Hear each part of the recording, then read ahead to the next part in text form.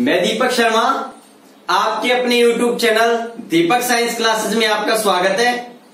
बच्चों, इससे पहले वाले वीडियो लेक्चर में हमने प्रकाश विद्युत प्रभाव के प्रायोगिक अध्ययन के बारे में स्टडी की थी और हमने इसके बारे में भी स्टडी की थी कि फोटो इलेक्ट्रिक करंट प्रकाश विद्युत धारा पर विभव का क्या इफेक्ट होता है, पोटेंशियल का क्या इफेक्ट होता है।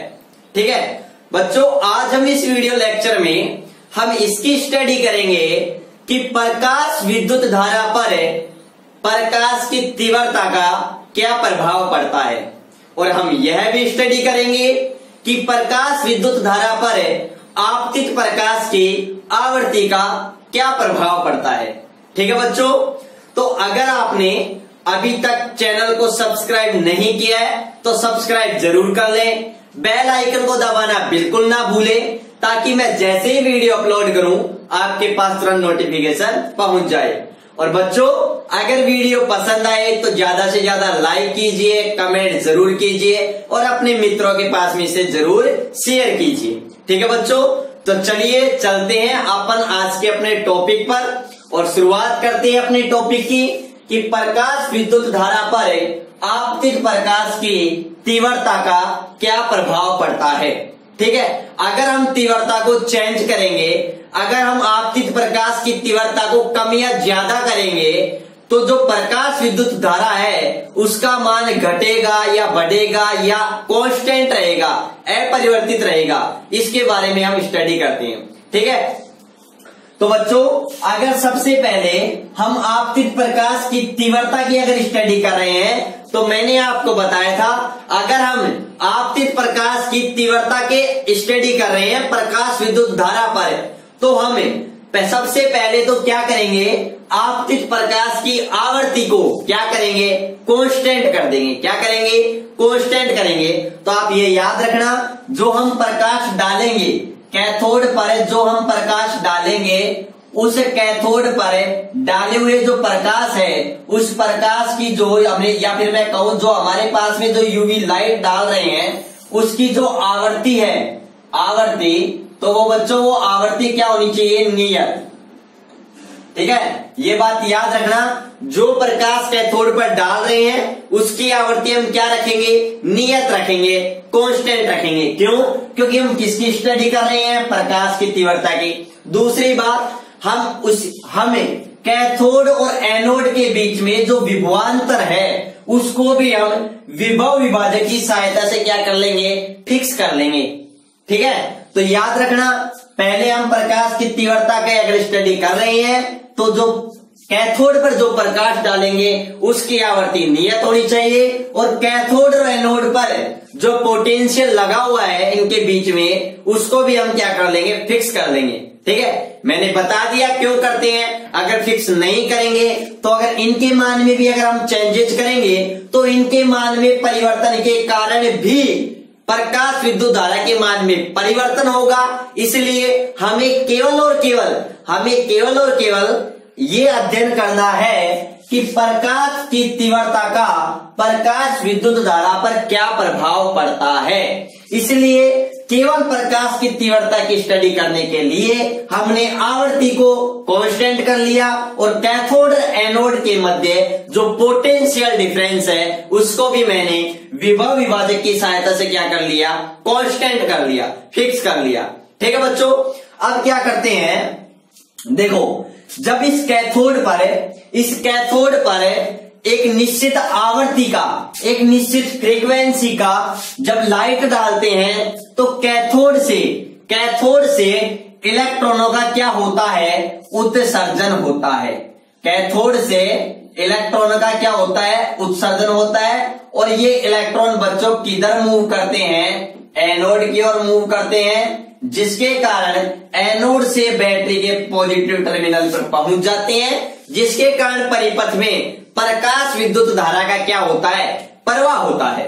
तो ये बात तो हमने कल भी इससे पहले वाले वीडियो में पढ़ ली थी कि जब कैथोड पर एक निश्चित आवृत्ति का प्रकाश डालते हैं तो कैथोड से इलेक्ट्रॉन का उत्सर्जन होता है, जो किधर जाते हैं, एनोड पर पहुंचते हैं, जिससे परिपथ पूरा हो जाता है। जिसके कारण परिपथ में प्रकाश विद्युत धारा प्रवाहित होती है, जिसका पता हमें माइक्रो एमीटर से लग जाता है।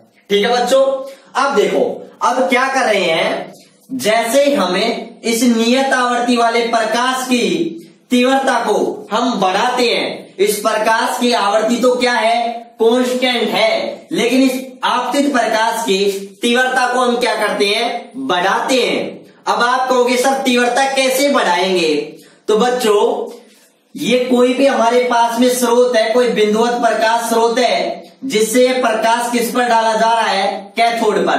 तो बच्चों याद रखना, ये प्रकाश की जो तीव्रता होती है, क्या होती है, प्रकाश की जो ये तीव्रता होती है, ये कैथोड और प्रकाश स्रोत, इस बिंदुवत प्रकाश स्रोत, इन दोनों के बीच की जो डिस्टेंस होती है, जैसे अपने पास इन दोनों के बीच की डिस्टेंस मैंने क्या मान ली, डी मान ली, तो इन दोनों के बीच की जो डिस्टेंस है, उस डिस्टेंस के वर्ग के क्या होती है, व्युत्क्रमानुपाती होती है।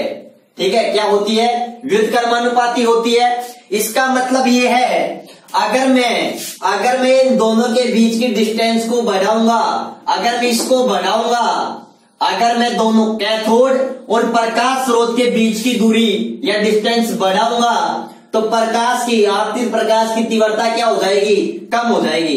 तो मैं कह सकता हूं, अगर मैं कैथोड और प्रकाश स्रोत के बीच के डिस्टेंस को बढ़ाता हूं, तो प्रकाश की तीव्रता बच्चों क्या हो जाएगी, कम हो जाएगी। और अगर मैं डिस्टेंस को घटाता हूं, डिस्टेंस को कम करता हूं, इस प्रकाश स्रोत को इस कैथोड के जितने मैं पास लेकर आऊंगा, तो डिस्टेंस कम हो जाएगी, और डिस्टेंस कम हो जाएगी तो ये कम होगी, तो प्रकाश की तीव्रता क्या हो जाएगी बच्चों, बढ़ जाएगी।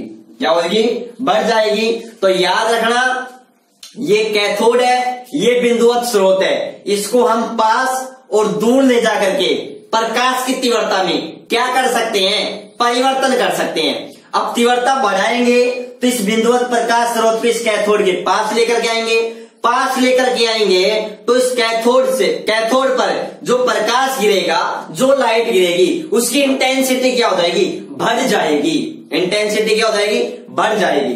ठीक है, तो आप ये पॉइंट भी याद रखना अच्छी तरीके से, बेसिक कॉन्सेप्ट अपना एक एक बिल्कुल क्लियर होना चाहिए। अब देखो, जैसे ही मैं कैथोड पर आपतित प्रकाश की तीव्रता बढ़ाता हूं, तो इस परिपथ में जो प्रकाश विद्युत धारा थी, उसके मान में क्या हो जाती है, वृद्धि हो जाती है। मतलब परिपथ में जो प्रकाश विद्युत धारा है, उसका मान क्या हो जाता है, बढ़ जाता है। क्या हो जाता है बच्चों, बढ़ जाता है। क्यों बढ़ता है, क्योंकि जैसे जैसे मैं कैथोड पर आपतित प्रकाश की तीव्रता बढ़ाता हूं, वैसे वैसे कैथोड से उत्सर्जित प्रति सेकंड इलेक्ट्रॉन की संख्या क्या हो जाती है, बढ़ जाती है, जिसके कारण एनोड पर पहुंचने वाले प्रति सेकंड इलेक्ट्रॉन की संख्या भी बढ़ जाती है, जिसके कारण परिपथ में विद्युत धारा के मान में क्या हो जाती है, वृद्धि हो जाती है। तो बच्चों ये बात याद रखना, क्या कॉन्सेप्ट है, अगर मैं प्रकाश की तीव्रता बढ़ाता हूं, तो याद रखना कि प्रति सेकंड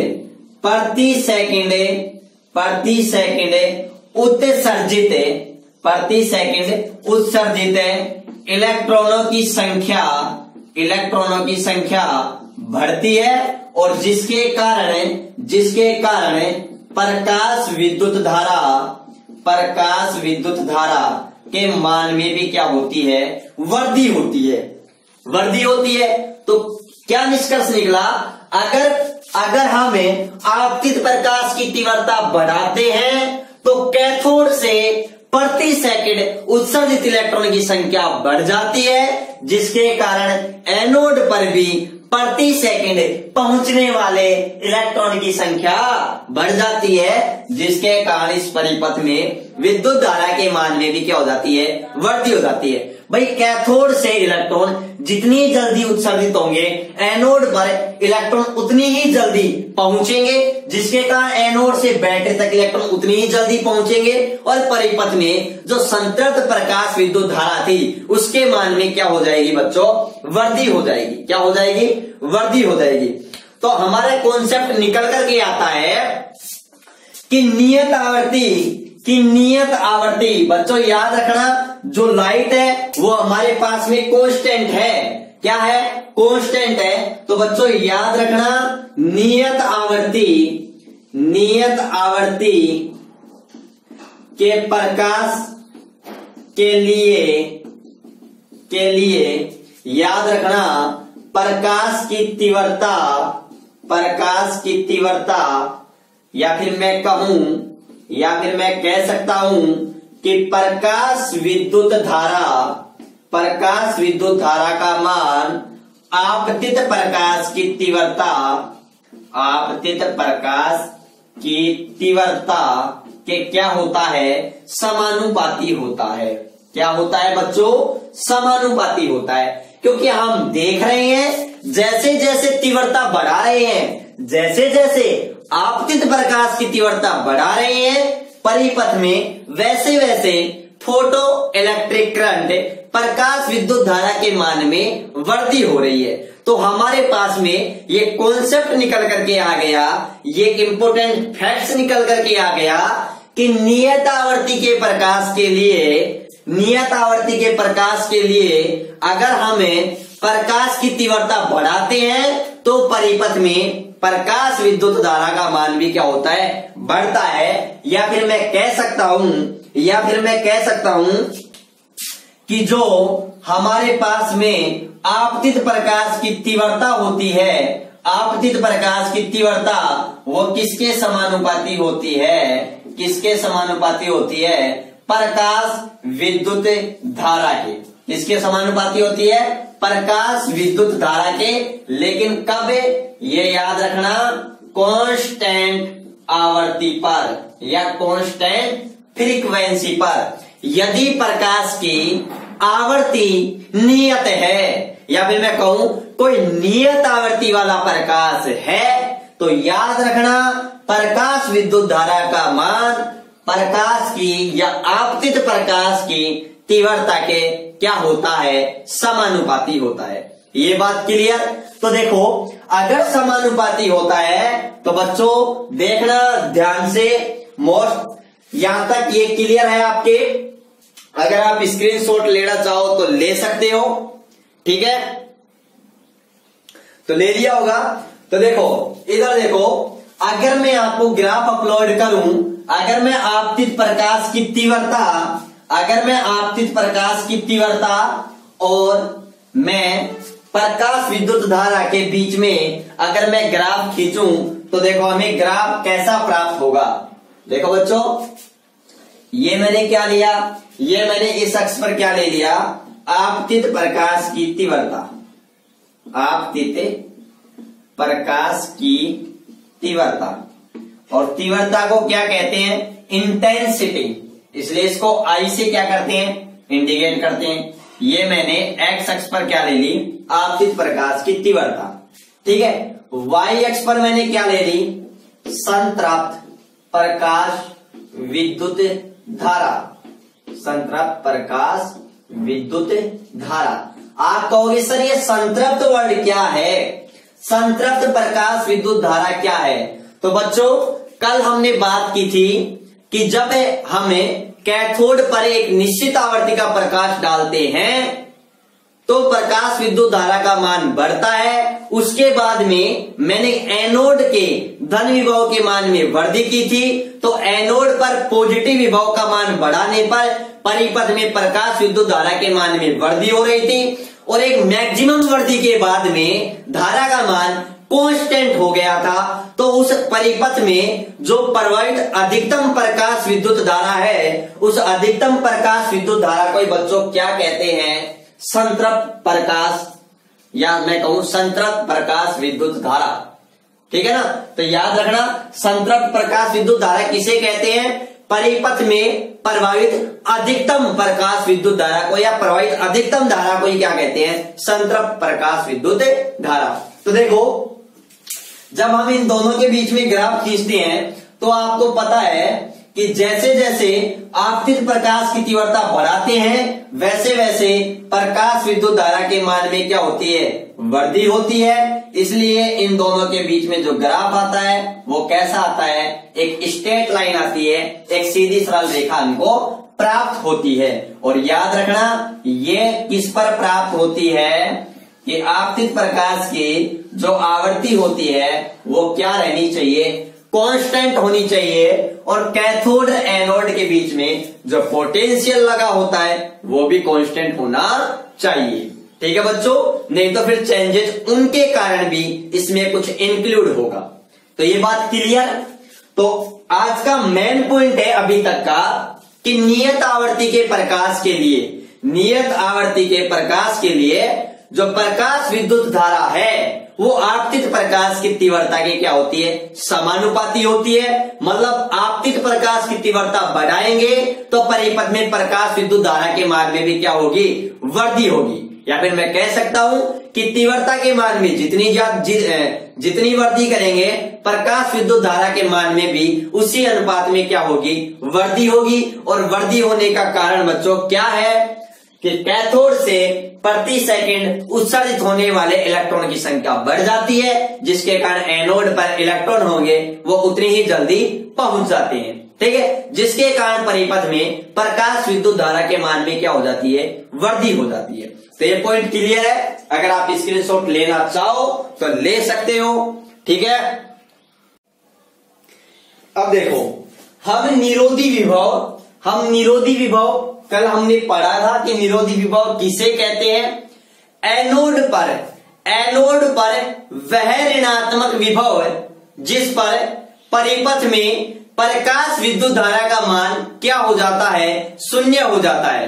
तो एनोड के उस ऋणात्मक विभव को हमने क्या कहा था, निरोधी विभव कहा था, या अंतक विभव कहा था, या कट ऑफ वोल्टता हमने कहा था। ठीक है, अब मैं बात करता हूं कि क्या जो आपतित प्रकाश की तीव्रता है उसका निरोधी विभव पर क्या इफेक्ट पड़ता है।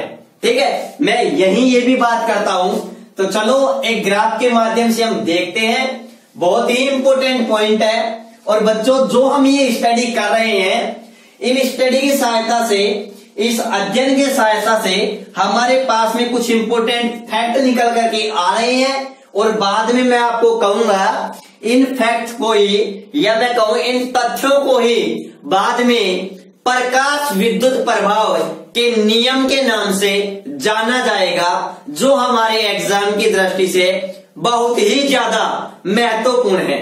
ठीक है बच्चों, तो देखो अब मैं क्या कर रहा हूं, यहां तो मैंने ले लिया एनोड का विभव, एनोड विभव ले लिया मैंने, एनोड विभव।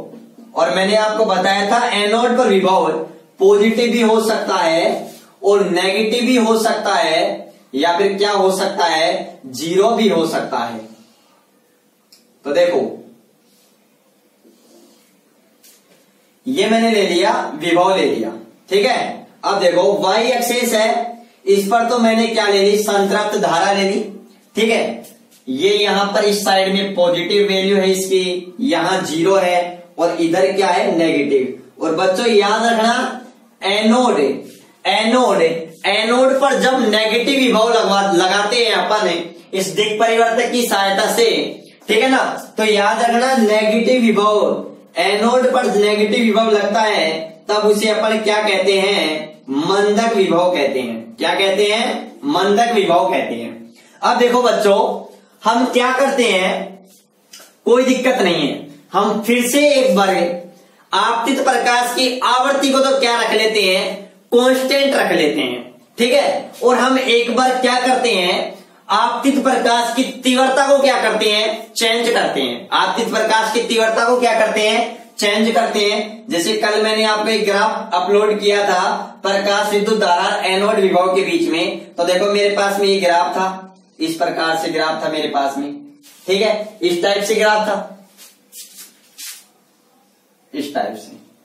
तो मान लिया कि ये मैं I1, जब प्रकाश की तीव्रता मैंने I1 मान ली, ठीक है, तो हमारे पास में ग्राफ ये आता है। और जब मैंने तीव्रता क्या मानी I2, मतलब तीव्रता मैंने बढ़ाई, ये I2।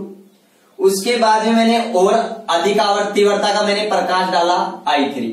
यहां पर मैं आपको बता दूं, I3 प्रकाश जो अपनी ये I3 वाली लाइन है, I3 सबसे ज्यादा प्रकाश की तीव्रता है, I2 से कम है, I1 सबसे इनमें कम है। तो आप देख रहे हो अच्छी तरीके से, आप देख रहे हो ये यहां पर मैंने क्या ले ली, संतृप्त प्रकाश विद्युत धारा, या फिर मैं कहूं केवल विद्युत धारा, कोई दिक्कत नहीं है, ठीक है। तो देखो आप देख रहे हो जैसे जैसे मैं आपतित प्रकाश की तीव्रता बढ़ा रहा हूं, वैसे वैसे आप देख रहे हो परिपथ में या ग्राफ में आपको दिख रहा है, जैसे जैसे मैं तीव्रता बढ़ा रहा हूं वैसे वैसे संतृप्त या प्रकाश विद्युत धारा के मान में तो क्या हो रही है, वृद्धि हो रही है। ये बात मैंने अभी जस्ट क्लियर भी की थी कि जब आपतित प्रकाश की तीव्रता बढ़ाते हैं तो परिपथ में प्रकाश विद्युत धारा के मान में क्या होती है, वृद्धि होती है। क्या होती है, वृद्धि होती है। देखो और ग्राफ में भी आप देख रहे हो सबसे कम तीव्रता I की है, तो I के संगत अपन देख रहे हैं यहां पर प्रकाश विद्युत धारा का मान ये है, I2 के संगत ये है, I3 के संगत अपने पास ये है। तो देख रहे हैं जैसे जैसे तीव्रता बढ़ा रहे हैं वैसे वैसे प्रकाश विद्युत धारा का मान बढ़ रहा है, लेकिन निरोधी विभव का मान वही है, निरोधी विभव का मान सेम है, निरोधी विभव के मान में कोई परिवर्तन नहीं आया। ठीक है, क्योंकि या फिर मैं कहूं इस ग्राफ से ये बात भी स्पष्ट होती है कि जो निरोधी विभव होता है वह आपतित प्रकाश की तीव्रता पर डिपेंड नहीं करता है। याद रखना बच्चों, निरोधी विभव होता है वो आपतित प्रकाश की तीव्रता पर निर्भर नहीं करता है, वह किस पर निर्भर करता है, आपतित प्रकाश की आवृत्ति पर। और कैथोड जिस पदार्थ से बना है उस पदार्थ की प्रकृति पर डिपेंड करेगा कि वह पदार्थ कैसा है। ठीक है, तो याद रखना एक अपने पास देखो, अपने पास एक पहला पॉइंट तो क्या निकल करके आया था कि नियत आवृत्ति के प्रकाश के लिए प्रकाश विद्युत धारा का मान आपतित प्रकाश की तीव्रता के समानुपाती होता है। ठीक है, दूसरा पॉइंट है कि आपतित प्रकाश की तीव्रता निरोधी विभव या फिर मैं कहूं निरोधी विभव होता है वह आपतित प्रकाश की तीव्रता पर निर्भर नहीं करता। इंपोर्टेंट फैक्ट्स हैं। तो फिर किस पर निर्भर करता है, आपतित प्रकाश की आवृत्ति पर और पदार्थ की प्रकृति पर। तो ये इंपोर्टेंट पॉइंट है, ये हमें याद रखना होगा। क्या याद रखना है कि निरोधी विभव है, याद रखना निरोधी विभव है आपतित प्रकाश की तीव्रता पर निर्भर नहीं करता है। अगर निरोधी विभव आपतित प्रकाश की तीव्रता पर निर्भर नहीं करता है तो ये भी याद रखना निरोधी विभव कैथोड से उत्सर्जित प्रति सेकंड इलेक्ट्रॉन की संख्या पर भी निर्भर नहीं करेगा। ठीक है ना। और याद ये भी रखना कि जो निरोधी विभव है वो कैथोड और प्रकाश स्रोत के बीच की दूरी पर भी निर्भर नहीं करेगा। क्यों? क्योंकि अगर दूरी चेंज होगी तो प्रकाश की तीव्रता चेंज होगी, निरोधी विभव चेंज नहीं होगा, क्योंकि निरोधी विभव प्रकाश की तीव्रता पर निर्भर नहीं करता है। इसलिए कैथोड और प्रकाश स्रोत इन दोनों के बीच की डिस्टेंस पर भी निर्भर नहीं करता है। ठीक है, दूसरा पॉइंट ये भी आप याद रखना। क्या याद रखोगे? ये याद रखोगे कि निरोधी विभव आपतित प्रकाश की आवृत्ति इन पदार्थ की प्रकृति पर निर्भर करता है। ये इंपॉर्टेंट पॉइंट है, याद रखना कि निरोधी विभव होता है वो आपतित प्रकाश की तीव्रता पर निर्भर नहीं करता है, और याद रखना किस पर डिपेंड करता है, प्रकाश की आवर्ती पर और पदार्थ की प्रकृति पर। इन दो चीजों पर क्या करता है, निरोधी विभव डिपेंड करता है। तो अभी अपना ये पहला पॉइंट आज का क्लियर हो गया कि प्रकाश विद्युत धारा पर आपतित प्रकाश की तीव्रता का प्रभाव, ये मैंने आपको बिल्कुल क्लियर कर दिया है। इसके बाद में अपन पढ़ते हैं आगे कि प्रकाश विद्युत धारा पर आवर्ती का क्या इफेक्ट पड़ता है, effect of frequency on photo electric current. ठीक है, पहले आप स्क्रीनशॉट ले सकते हो इसका। ठीक है बच्चों, तो देखो अब हम स्टडी करते हैं किसकी, प्रकाश विद्युत धारा पर किसकी, प्रकाश की तीव्रता की, प्रकाश की आवर्ती की। तो प्रकाश विद्युत धारा पर प्रकाश की आवर्ती का प्रभाव हम किसका इफेक्ट के बारे में बात कर रहे हैं, इस बार हम फ्रीक्वेंसी के बारे में, किसके बारे में बात कर रहे हैं, फ्रीक्वेंसी के बारे में।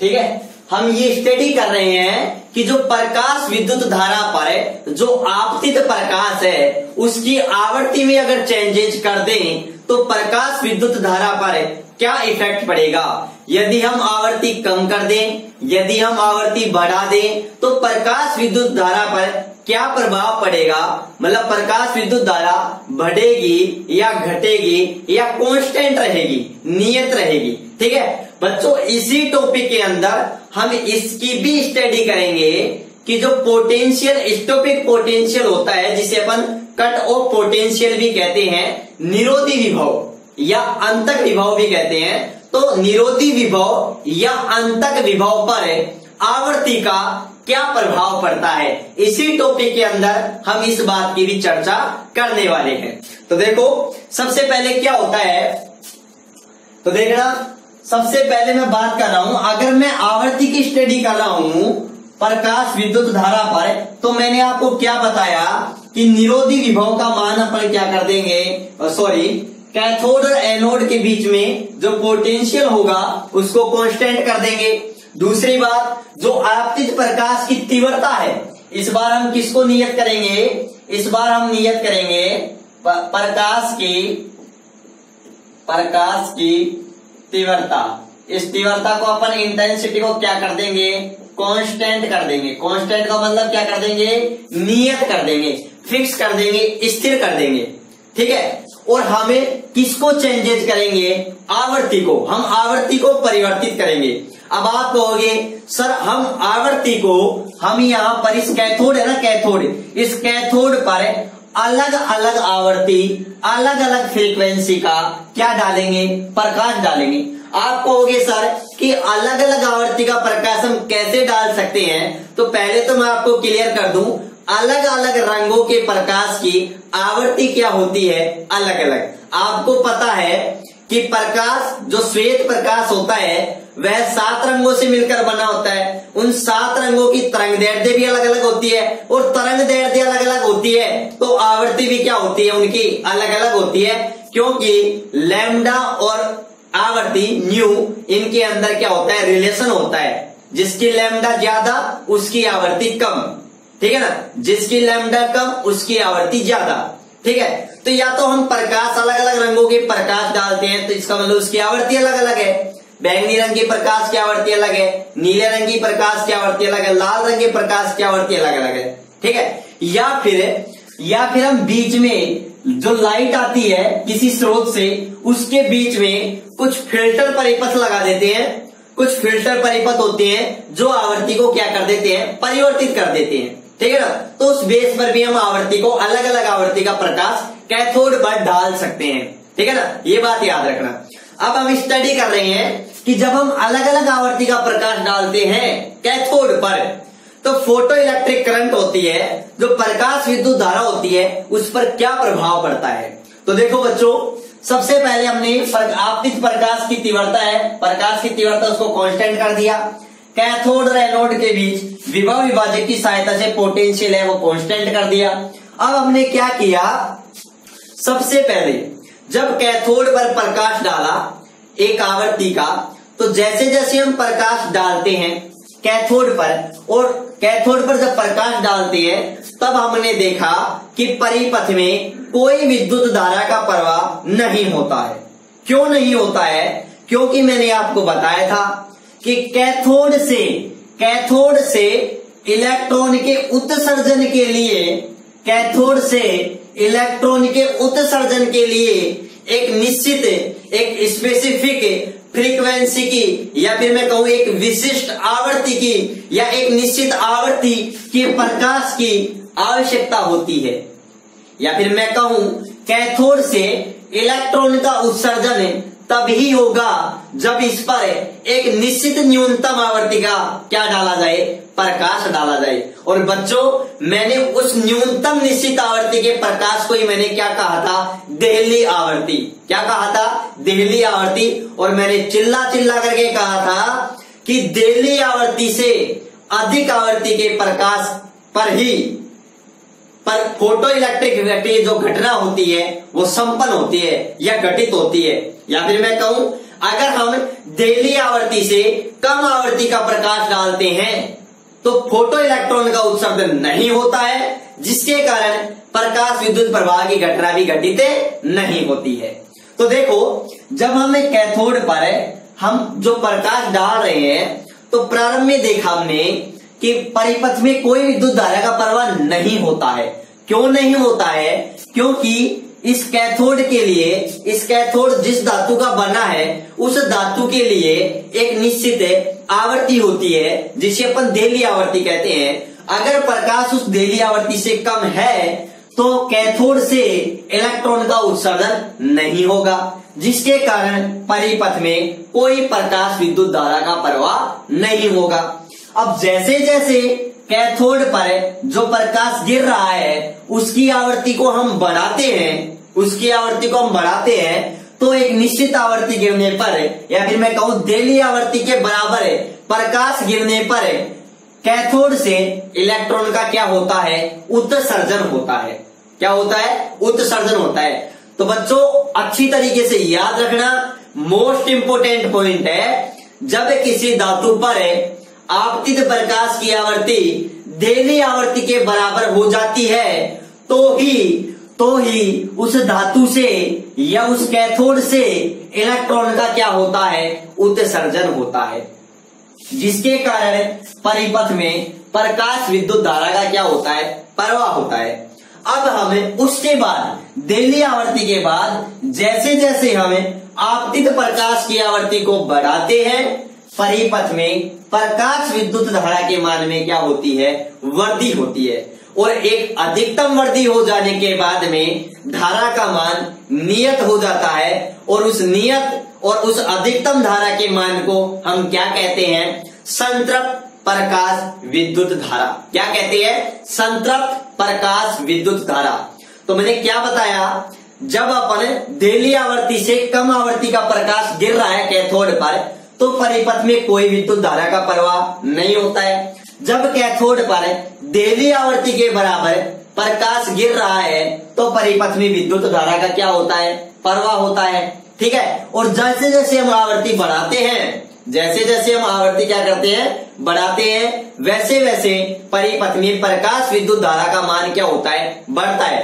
तो देखो, मैं इसी बात को शॉर्टकट में लिख रहा हूं कि जब आपतित प्रकाश की आवृत्ति लेस देन है देहली आवृत्ति से, मतलब देहली आवृत्ति ज्यादा है, आपतित प्रकाश की आवृत्ति कम है, तो ये याद रखना, प्रकाश विद्युत धारा का प्रवाह, प्रकाश विद्युत धारा का प्रवाह नहीं होता है, या फिर मैं कहूं इलेक्ट्रॉन का उत्सर्जन नहीं होता है। और जैसे ही मैंने आपतित प्रकाश की आवृत्ति डेली आवृत्ति के बराबर या इससे अधिक होती है तो याद रखना परिपथ में या फिर मैं कहूं कैथोड से प्रकाश इलेक्ट्रॉनों का उत्सर्जन होता है, जिसके कारण प्रकाश विद्युत धारा का क्या होता है बच्चों, प्रवाह होता है।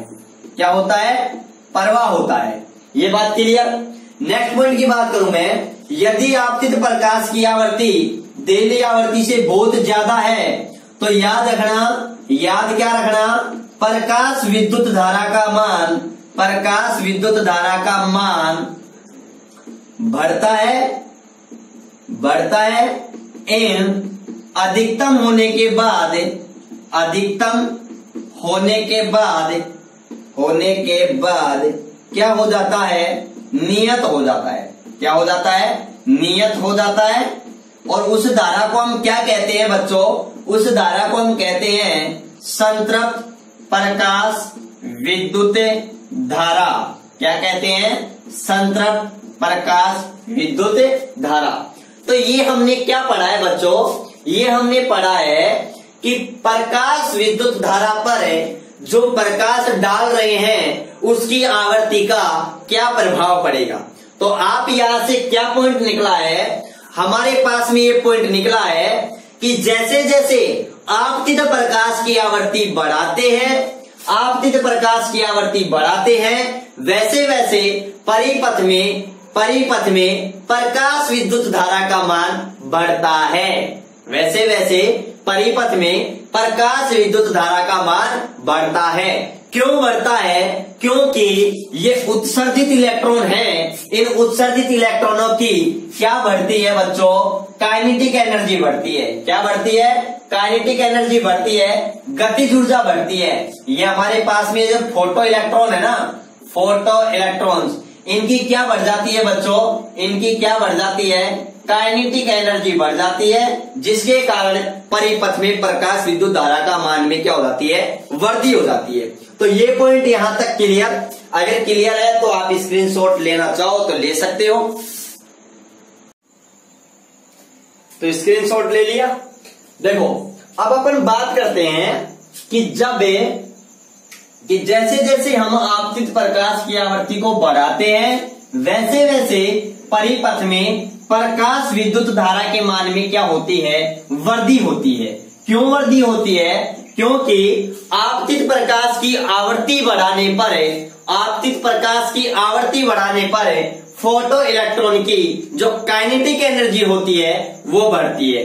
ठीक है, लेकिन याद रखना जैसे जैसे हम आवृत्ति बढ़ाते हैं वैसे वैसे निरोधी विभव का संख्यात्मक मान भी क्या होता है, बढ़ता है। क्या होता है, निरोधी विभव का संख्यात्मक मान भी बढ़ता है। ये बात भी याद रखना है, क्योंकि जो निरोधी विभव होता है वो निरोधी विभव जो इलेक्ट्रॉन के अधिकतम जो काइनेटिक एनर्जी है उसी को ही इंडिकेट करता है। तो ठीक है ना, ये भी याद रखना, इंपोर्टेंट फैक्ट है हमारे पास में, इंपोर्टेंट एक तरीके से पॉइंट निकल करके आया है। देखो क्या पॉइंट, इससे पहले वाले पार्ट के अंदर अपने पास क्या पॉइंट निकला था कि जो निरोधी विभव होता है वो आपतित प्रकाश की तीव्रता पर डिपेंड नहीं करता है, निर्भर नहीं करता है, लेकिन निरोधी विभव होता है वह आपतित प्रकाश की आवृत्ति पर, किस पर, आवृत्ति पर निर्भर करता है। ठीक है ना, आवृत्ति बढ़ाने पर निरोधी विभव का न्यूमेरिकल वैल्यू भी क्या होती है, बढ़ती है। ठीक है ना, मतलब मैं कहूं कि आवृत्ति बढ़ाने पर निरोधी विभव का मान भी बढ़ता है, क्योंकि फोटो इलेक्ट्रॉन की जो काइनेटिक एनर्जी होती है वो भी बढ़ती है, और जो निरोधी विभव होता है वो इलेक्ट्रॉन की अधिकतम गतिज ऊर्जा का ही क्या होता है, एक तरीके से सूचक होता है या इंडिकेशन होता है। ठीक है ना, ये आप याद रखना। अब देखो मैं ग्राफ के माध्यम से आपको समझाता हूं कि होता क्या है। ठीक है, देखो ये एक्स एक्सिस, इस पर मैंने एनोड विभव ले लिया जिसे अपन क्या कहते हैं, संग्राहक विभव भी कहते हैं, और एनोड पर इधर तो कैसा है, पॉजिटिव, यहां पर क्या है, जीरो, और इस पार्ट में इधर अपन ने क्या ले लिया, एनोड का नेगेटिव विभव, और एनोड के नेगेटिव विभव को अपन क्या कहते हैं, मंदक। क्या कहते हैं, एनोड पर जब नेगेटिव पोटेंशियल लगा देते हैं तब अपन उसको क्या कहते हैं, मंदक पोटेंशियल भी कहते हैं, मंदक विभव कहते हैं, ठीक है ना। अब देखो जैसे जैसे यहां पर तो मैंने क्या लिया है, एनोड विभव लिया है, और मैं वाई एक्सिस पर मैं क्या लेता हूं, प्रकाश विद्युत धारा। वाई एक्सिस पर क्या लेता हूं मैं, प्रकाश विद्युत धारा, प्रकाश विद्युत धारा। तो देखो क्या होता है, अच्छी तरीके से समझना, ठीक है। मैंने क्या कहा, जैसे जैसे हम आवृत्ति बढ़ाते हैं, मतलब अलग अलग आवृत्ति का प्रकाश डालते हैं, तो निरोधी विभव का मान भी क्या होता है, अलग अलग होता है, ठीक है ना। तो देखो हमारे पास में ऐसा ग्राफ आता है, एक ग्राफ आता है ऐसा,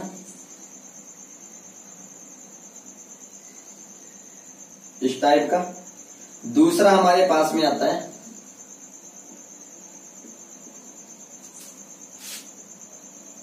तीसरा हमारे पास इस टाइप का आता है।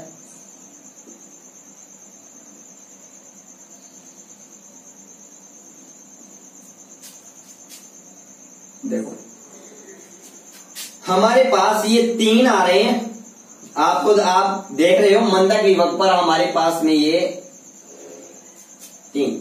इसको मैंने कहा, इसको मैंने क्या कहा, इसको मैंने कहा V01, इसको मैंने क्या कहा V01, इसको मैंने क्या कहा V02, और इसको मैंने क्या कहा V03। आपको पता है निरोधी विभव को V0 से या V0 से क्या करते हैं, प्रदर्शित करते हैं, ठीक है। यहां मैं अलग अलग आवृत्ति का प्रकाश ले रहा हूं, यहां μ3, ये μ2 और ये μ1।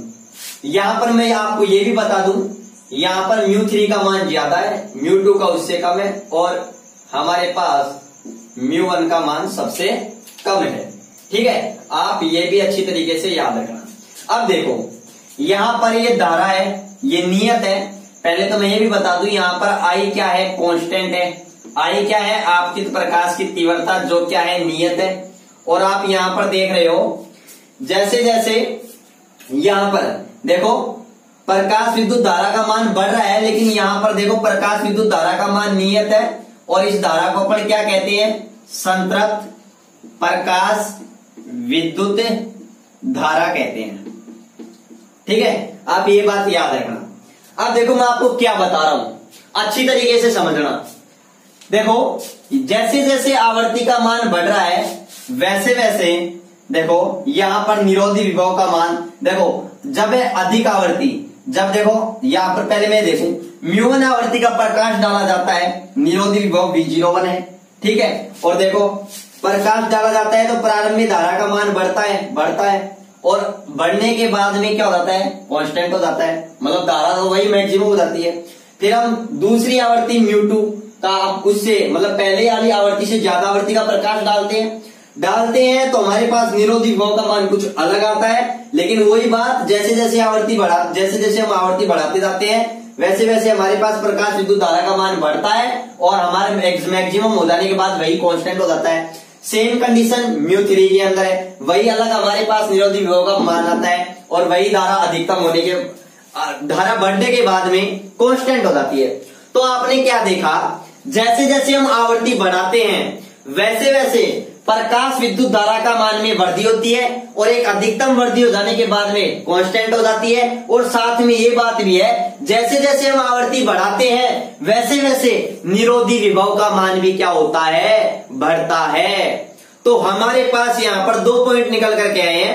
फर्स्ट पॉइंट, आवृत्ति बढ़ाने पर, आपतित प्रकाश की आवृत्ति बढ़ाने पर प्रकाश विद्युत धारा के मान में क्या होती है, वृद्धि होती है, फर्स्ट पॉइंट। दूसरा पॉइंट, आपतित प्रकाश की आवृत्ति बढ़ाने पर निरोधी विभव के मान में भी क्या होती है, वृद्धि होती है। क्यों वृद्धि होती है, क्योंकि जो फोटो इलेक्ट्रॉन है, इनकी काइनेटिक एनर्जी में क्या होती है, वृद्धि होती है। तो देखो मोस्ट इंपोर्टेंट फैक्ट निकल करके आए हैं हमारे पास में, कि आपतित प्रकाश की आवृत्ति बढ़ाने पर विद्युत धारा के साथ में निरोधी विभव के मान में भी क्या होती है, वृद्धि होती है। और निरोधी विभव के मान में वृद्धि होती है तो याद रखना गतिज ऊर्जा के मान में भी क्या हो जाती है, वृद्धि हो जाती है, ठीक है ना। ये बात अच्छी तरीके से समझ लेना, ठीक है। इंपोर्टेंट पॉइंट ये याद रखना, जो आवृत्ति बढ़ाते हैं तो निरोधी विभव का संख्यात्मक मान भी बढ़ता है, और आवृत्ति बढ़ाने पर जो फोटो इलेक्ट्रॉन है, उत्सर्जित फोटो इलेक्ट्रॉन है, उनकी गतिज ऊर्जा भी क्या होती है, बढ़ती है। ये बात आप अच्छी तरीके से ध्यान रखना, ठीक है ना। अब देखो ध्यान से, एक पॉइंट तो ये निकल गया। अगर मैं अपन इसको ऐसे भी लिख सकता हूं, आपको मैं बता दूं, ये मान के चलो कि मैं अगर ऐसे लिख रहा हूं कि ये λ1 तरंग दैर्ध्य का प्रकाश है, ये λ2 का है, ये λ3 का है, तो बच्चों याद रखना ये आवृत्ति होती है। मैं आपको अच्छी तरीके से बता दूं कि जो लैम्डा होती है वो हमारे पास में क्या होती है, वो हमारे पास में आवर्ती के व्युत्क्रमानुपाती होती है। क्या होती है, व्युत्क्रमानुपाती। तो याद रखना जिसकी आवर्ती ज्यादा है उसकी लैम्डा कम है। तो अगर मैं लैम्डा का क्रम लिखता हूं तो मैं ऐसे लिखूंगा कि सबसे ज्यादा लैम्डा किसकी होगी, λ1। अगर मैं लैम्डा के रेस्पेक्ट में बात कर रहा हूं तो तरंग दैर्ध्य सबसे ज्यादा λ1 होगी, उससे कम λ2, सबसे कम λ3। और अगर मैं आवर्ती ऐसे मान के चल रहा हूं कि μ3 ज्यादा, मतलब जिसकी आवर्ती ज्यादा उसकी लैम्डा कम, ठीक है। आवर्ती और लैम्डा एक दूसरे के व्युत्क्रमानुपाती होती है। ये बात क्लियर। अब देखो ये बात क्लियर हो गई। इसके बाद में मैं आपको एक और ग्राफ समझाता हूं। वो ग्राफ कैसा है, अब इस डायग्राम की अपने को आगे जरूरत नहीं पड़ेगी, ठीक है।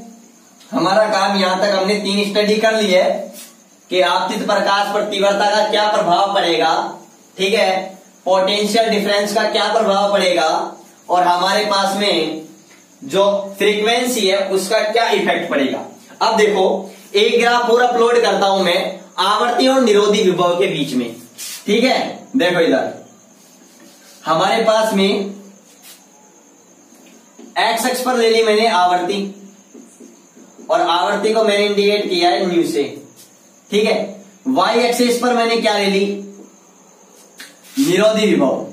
क्या लिया मैंने, निरोधी विभव, निरोधी विभव लिया, जिसे V0 से इंडिकेट करते हैं। अब देखो क्या होगा, याद रखना अच्छी तरीके से, ध्यान से समझना। जैसे जैसे हम आवर्ती बढ़ाते हैं वैसे वैसे निरोधी विभव का मान क्या होता है, बढ़ता है। मतलब निरोधी विभव और आवर्ती में रेखिक संबंध होता है। कैसा संबंध होता है, रेखिक। देखो अब आप कहोगे सर यहां से मूल बिंदु से क्यों नहीं गया, तो मैं आपको बताऊं। देखो यहां पर निरोधी विभव का मान कितना है, यहां पर निरोधी विभव का मान 0 है, और यहां पर जो आवर्ती प्रारंभ हुई है उस आवर्ती को अपन कहते हैं देहली आवर्ती।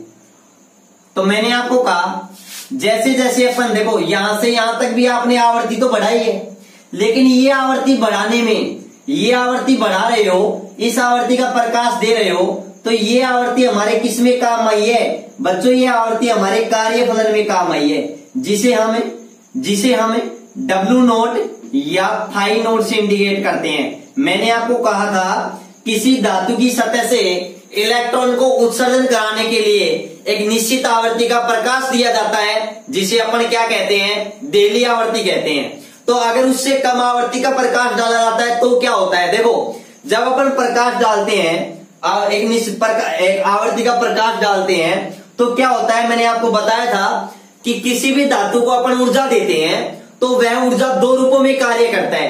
कुछ ऊर्जा तो इलेक्ट्रॉन धातु के अंदर बंधे होते हैं, तो इलेक्ट्रॉन उस ऊर्जा को ग्रहण करके पहले तो उस आकर्षण बल को तोड़ने में किए गए कार्य के विरुद्ध, मतलब जो आकर्षण बल को तोड़ने में जो कार्य करना पड़ता है उसमें खर्च कर देते हैं। तो ये इतनी आवर्ती है ना, इतनी फ्रीक्वेंसी है, ये तो इस कार्य फलन में खर्च हो गई, मतलब इलेक्ट्रॉन धातु की सतह से बाहर निकलने में खर्च हो गई। और उसके बाद में हम जो भी आवर्ती देते हैं, उस आवर्ती देते हैं, वो आवर्ती इलेक्ट्रॉनों को गतिज ऊर्जा प्रदान करती है, ठीक है ना। तो याद रखना उसी के बाद में परिपथ में प्रकाश विद्युत धारा के मान में क्या होती है, वृद्धि होती है। और इस निश्चित आवर्ती को बच्चों अपन क्या कहते हैं, देहली आवर्ती कहते हैं। क्या कहते हैं, देहली आवर्ती कहते हैं। और याद रखना ये कंडीशन यहां पर न्यू ज्यादा है, किससे, न्यू नोड से, मतलब देहली आवर्ती से। ये बात यहां तक क्लियर होनी चाहिए अच्छी तरीके से, ठीक है ना। तो याद रखना निरोधी विभव है और हम देहली आवर्ती के मध्य ग्राफ खींचते हैं तो ग्राफ हमें ये प्राप्त होता है। मतलब मैं कह सकता हूं जब धातु पर एक नियत आवृत्ति का प्रकाश डाला जाता है, एक निश्चित आवृत्ति का प्रकाश डाला जाता है, तो धातु की सतह से इलेक्ट्रॉन उत्सर्जित होने लगते हैं और इलेक्ट्रॉनों के उत्सर्जन में कोई टाइम अंतराल नहीं लगता है, कोई समय अंतराल नहीं लगता है। मतलब इलेक्ट्रॉनों का उत्सर्जन होने में लगभग 10⁻⁹ सेकंड में, मतलब मैं कह सकता हूं कि नैनो सेकंड के अंदर ही इलेक्ट्रॉनों का क्या होने लगता है, उत्सर्जन होने लगता है। मतलब दो इलेक्ट्रॉन, जब एक इलेक्ट्रॉन उत्सर्जित हो गया, दूसरा इलेक्ट्रॉन उत्सर्जित हो गया, तो दोनों इलेक्ट्रॉनों के बीच में जो उत्सर्जन का टाइम है बहुत कम होता है, बहुत समय, जो टाइम अंतराल होता है बहुत कम होता है, कुछ नैनो सेकंड होती है। ठीक है ना, ये पॉइंट भी अपने आगे काम आएगा। ठीक है ना, मैं आपसे पूछूंगा उस टाइम पर। ठीक है ना, याद रखना इसको अच्छी तरीके से। और इस निश्चित आवृत्ति को क्या कहते हैं, देली आवृत्ति कहते हैं। तो बच्चों याद रखना, प्रत्येक कोई भी पदार्थ होता है, कोई भी पदार्थ होता है, कोई भी मेटल होती है, उसके लिए एक निश्चित है या फिर मैं कहूं शून्य निरोधी विभव पर एक निश्चित आवृत्ति होती है। उस आवृत्ति को अपन क्या कहते हैं, देहली आवृत्ति कहते हैं। क्या कहते हैं, देहली आवृत्ति कहते हैं। और याद रखना, प्रकाश विद्युत प्रभाव को संपन्न कराने के लिए या गठित कराने के लिए आपतित प्रकाश की आवृत्ति इसे देहली आवृत्ति से क्या होनी चाहिए, अधिक होनी चाहिए। तो ये देहली आवृत्ति है और देहली आवृत्ति के संगत तरंग दैर्ध्य को अपन क्या कहते हैं, देहली तरंग दैर्ध्य कहते हैं। क्या कहते हैं, देहली तरंग दैर्ध्य कहते हैं। आने वाले वीडियो में मैं इन सभी चीजों के बारे में डिटेल से बात करूंगा। कार्यफलन क्या होता है, आवृत्ति क्या होता है, निरोधी विभव क्या होता है, एग्जाम की दृष्टि से बहुत ही महत्वपूर्ण है। ठीक है बच्चों, ये बात क्लियर, चलो ठीक है।